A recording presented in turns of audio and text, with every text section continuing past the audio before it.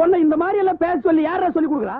என் மூளை வணக்கம் மக்களே. எல்லாரும் லெஃப்ட்டில் போனால் நம்ம ரைட்டில் போனால், அவங்க ரைட்டில் போனால் நம்ம ஸ்ட்ரைட்டு போனோம். எப்பயுமே யார் சொல்கிறதுமே கேட்கக்கூடாதுங்க. வித்தியாசமாக ஏதாவது யோசிச்சுக்கிட்டே இருக்கணும். அப்படி நம்ம இன்றைக்கி வித்தியாசமாக யோசித்த விஷயம் என்ன அப்படின்னு பார்த்தீங்கன்னா, இப்போ ரீசெண்டாக இந்த ஆப்கானிஸ்தான் பிரச்சனை வந்துச்சு, எல்லாருக்குமே தெரியும், கரெக்டுங்களா? இந்த தாலிபானால் வந்து நிறைய ஆப்கானிஸ்தான் பீப்புளெலாம் வந்து யூஎஸோட ஃப்ளைட்டில் வந்து கரெக்டாக இந்த லேண்டிங் கியரில் அந்த வீலில் அதெல்லாம் பிடிச்சி தொங்கிட்டு இந்த நாட்டை விட்டே தப்பிச்சு போயிடலாம் அப்படின்னு சொல்லி ட்ரை பண்ணாங்க.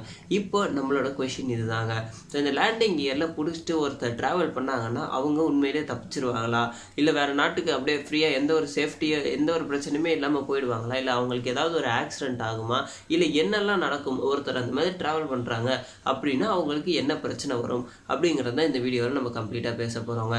இதெல்லாம் பேசுறதுக்கு முன்னாடி இது வரைக்கும் இந்த மாதிரி யாராவது ட்ராவல் பண்ணியிருக்காங்களா அப்படின்னு சொல்லி கேட்டிங்கன்னா, யூஎஸோட ஏவியேஷன் படி மொத்தம் 115 பேர் 1947லேருந்து 2015 வரைக்கும் ட்ராவல் பண்ணியிருக்காங்க.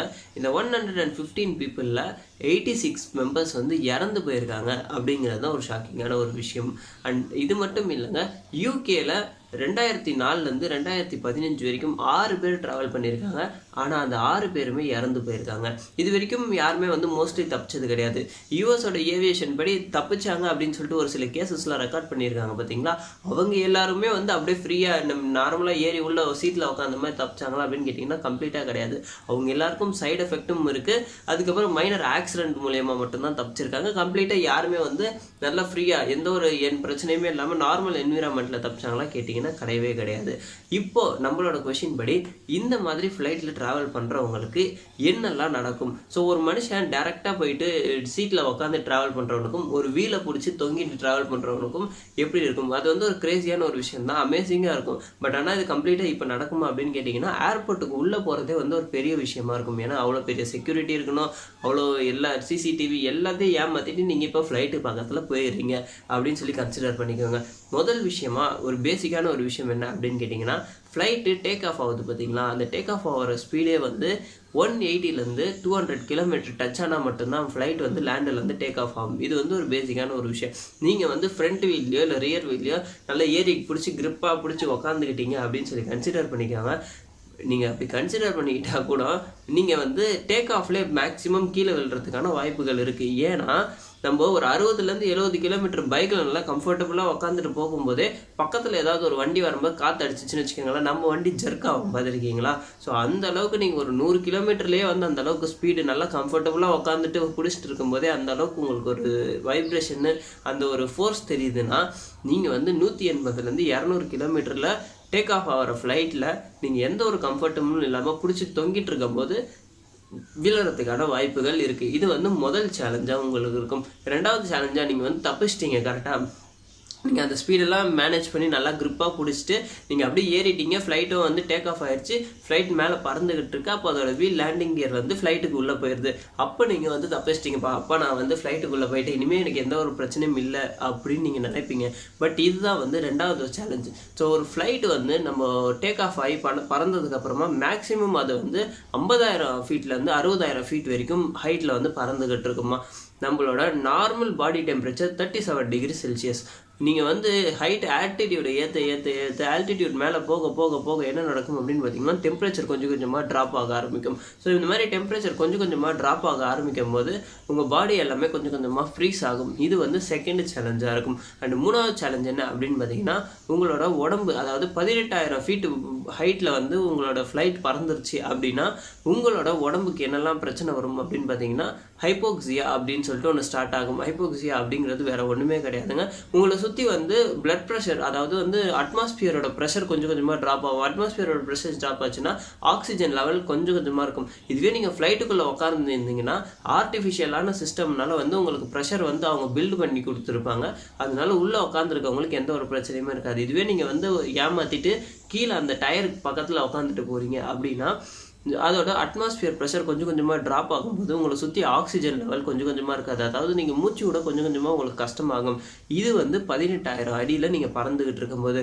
இதுவே நீங்கள் கொஞ்சம் கொஞ்சமாக மேலே போக போக உங்கள் ஃப்ளைட் மேலே ஏற ஏற மேக்ஸிமம் ஒரு 40,000 ஃபீட்டை டச் ஆச்சு அப்படின்னா இங்கேயே உங்களுக்கு 18,000 ஃபீட்லேயே உங்களோட கான்ஷியஸ்னஸ் கொஞ்சம் கொஞ்சமாக கம்மியாகும். உங்களுக்கு ஆக்சிஜன் லெவல் இல்லாததுனால உங்கள் உடம்பு வீக் ஆகிடும். நீங்கள் என்ன நினச்சிருப்பீங்க, அப்பா நம்ம மேலே வந்துட்டோம்டா அப்படின்னு சொல்லி அங்கே இருக்க கேரேஜ்குள்ளே அப்படியே போய் படுத்துடலாம் அப்படின்னு சொல்லி ட்ரை பண்ணி படுத்துருப்பீங்க, கொஞ்சம் ரெஸ்ட் எடுக்கலான்ட்டு. அப்படி நீங்கள் 18,000 கிலோமீட்டர், அதாவது 18,000 ஃபீட் மேலே போகும்போதே உங்களோட பாடி கொஞ்சம் கொஞ்சமாக ட்ராப் ஆகிட்டுறதுனால நீங்கள் கொஞ்சம் கொஞ்சமாக கான்ஷியஸ்னஸ் இழந்து வீக் ஆகிடுவீங்க. அதுக்கப்புறமும் போக போக போக நீங்கள் டேரெக்டாக ஃபுல்லாக மேலே போகும்போது கான்ஷியஸ்னஸ் ஃபுல்லாக போயிட்டு நீங்கள் மயக்கமான ஸ்டேட்டுக்கு போயிடுவீங்க. 40,000 அடிக்கு மேலே போகும்போது நீங்கள் மயக்கமான ஒரு ஸ்டேட்டுக்கு போயிடுவீங்க. அதுக்கப்புறம் கொஞ்சம் கொஞ்சமாக ஃப்ளைட் வந்து லேண்ட் ஆகிற டைமில் 22,000 ஃபீட் வரும்போது உங்களுக்கு கான்ஷியஸ்னஸ் கொஞ்சம் கொஞ்சமாக வர ஆரம்பிக்கும். பட் ஆனால் உங்கள் உடம்புல ஆல்ரெடி எனர்ஜி ஃபுல்லாக லாஸ் ஆயிடுச்சு. உங்கள் பாடி வந்து இப்போ ஒரு கோல்டு டெம்பரேச்சரில் ஃப்ரீஸான கண்டிஷனில் இருக்கும். இப்படிப்பட்ட கண்டிஷனில் உங்களால் எதுவுமே பண்ண முடியாது. இது வந்து மூணாவது சேலஞ்சாக இருக்குங்க.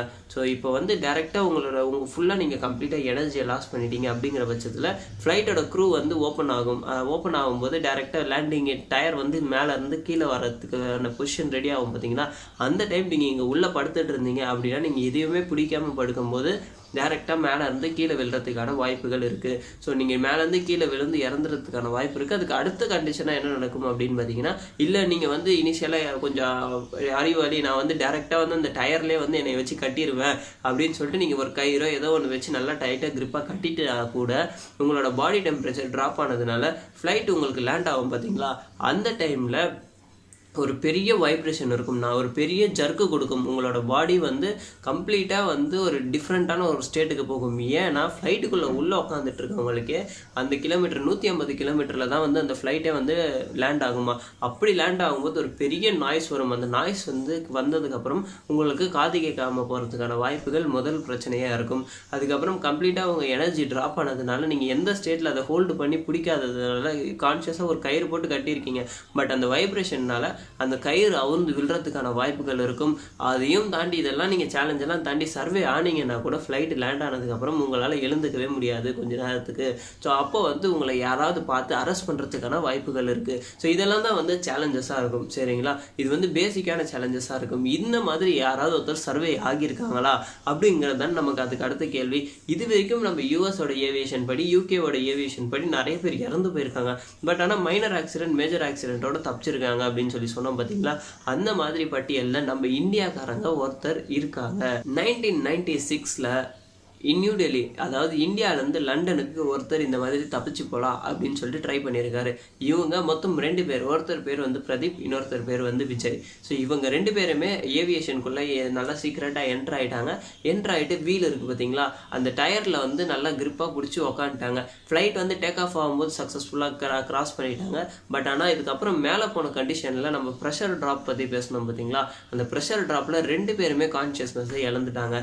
இதில் ஒருத்தர் அந்த பிரதீப்புங்க அவர் வந்து ஆல்ரெடி கிரிப்பா பிடிச்சிட்டு அந்த கேபின் க்ரூல நல்லா கிரிப்பா பிடிச்சி உக்காந்துட்டாரு. பட் அந்த இன்னொருத்தர் வந்து ஃபுல்லா கான்ஷியஸ்னஸ் இழந்ததுனால டைரக்டா ஃபுல்லா அவர் பாடி வீக் ஆயிருச்சு. அந்த ஃபிளைட் வந்து லேண்ட் ஆகிற டைம்ல இந்த க்ரூ ஓப்பன் ஆகும்போது இவர் வந்து எதையுமே ஹோல்டு பண்ணாததுனால இவர் வந்து மேல இருந்து கீழே விழுந்து இறந்து போயிட்டாரு, இந்த விஜய் அப்படிங்கிறவர். ஆனா இன்னொருத்தர் இந்த பிரதீப் அப்படிங்கிறவர் பேசணும் பார்த்தீங்களா, இவர் வந்து நல்லா சர்வே ஆனார். பட் ஆனால் ஃபிளைட் லேண்ட் ஆகிற டைம்ல அந்த ஹெவி வைப்ரேஷன், இவர் வந்து மைனர் ஆக்சிடென்ட் மூலியமாக ரன்வேல கீழே விழுந்து கிடந்ததுனால நிறைய பேர் பார்த்துட்டு இவரை வந்து காப்பாற்றி ஹாஸ்பிட்டல் எடுத்துகிட்டு போயிட்டு ஒரு 2-3 நாள் ட்ரீட்மெண்ட்டுக்கு அப்புறம் மைனர் ஆக்சிடென்ட்ல இவர் தப்பிச்சிட்டாரு. இதுதான் வந்து நடந்த கதை. சரிங்களா, இப்போ சொல்லுங்கள், ஒரு ஃப்ளைட்டில் இந்த மாதிரி ட்ராவல் பண்ணுறது ஒரு அமேசிங்கான ஒரு விஷயமா தான் இருக்கும் கரெக்டாக. ஏன்னா வந்து நிறைய சேலஞ்சஸ் இருக்குது. இதெல்லாம் தாண்டி சர்வே ஆனவங்களும் இருக்காங்க, சர்வே ஆகாதவங்களும் இருக்காங்க. சர்வே ஆனவங்க லிஸ்ட் பார்த்தீங்க அப்படின்னா வந்து ரொம்பவே கம்மி, சர்வே ஆகாதவங்க லிஸ்ட் வந்து ரொம்பவே அதிகம். அதாவது ஒரு 10% தான் வந்து சர்வைவே ஆகியிருக்காங்க, 90% வந்து இறந்து போயிருக்காங்க. இது வந்து கேட்கவே வந்து இது பண்ணுறதுக்கு இது ஒரு வீடியோ கேமாக இருந்தால் கண்டிப்பாக வந்து ஒரு இன்ட்ரெஸ்டிங்காக இருக்கும். ரியல் லைஃப்பில் இந்த மாதிரி ரிஸ்க் எடுக்கிறதுக்கு நீங்கள் நினைப்பீங்களா அப்படிங்கிறத கீழே இருக்க கமெண்ட்டில் சொல்லிடுங்க, நானும் தெரிஞ்சுக்கிறேன் கம்ப்ளீட்டாக. ஆனால் இதெல்லாம் நான் ட்ரையும் யாரும் பண்ண முடியாது தான். ஏன்னா இப்போ இருக்கிற டெக்னாலஜி வச்சு இவ்வளோ பெரிய சிசிடிவி வச்சுருக்காங்க, இவ்வளோ போலீஸ் ஃபோர்ஸ் இருக்காங்க, இவ்வளோ டெவலப்டாக எல்லாருமே இருக்காங்க. இவங்களெல்லாம் ஏமாற்றிட்டு அங்கே போக முடியுமா அப்படின்னு கேட்டாலே அதுவே ஒரு பெரிய சேலஞ்சாக தான் இருக்கும். பட் இப்படி ஒரு விஷயம் நடக்க போகுது, அதாவது இந்த தாலிபான்ல நடந்துச்சு பார்த்தீங்களா, அந்த மாதிரி ஏதாவது ஒரு கேஸில் வந்து உங்களுக்கு ஒரு ஆப்ஷன் கிடைக்குது அப்படின்னா நீங்கள் இந்த ஆப்ஷனை செலக்ட் பண்ணுவீங்களா மாட்டிங்களா அப்படிங்கிறத கீழே இருக்க கமெண்ட்டில் சொல்லுங்கள், நானும் தெரிஞ்சுக்கிறேன். அண்ட் இந்த வீடியோ இவ்வளோ நேரம் பார்த்துருந்தீங்கன்னா தேங்க்ஸ் ஃபார் வாட்சிங்.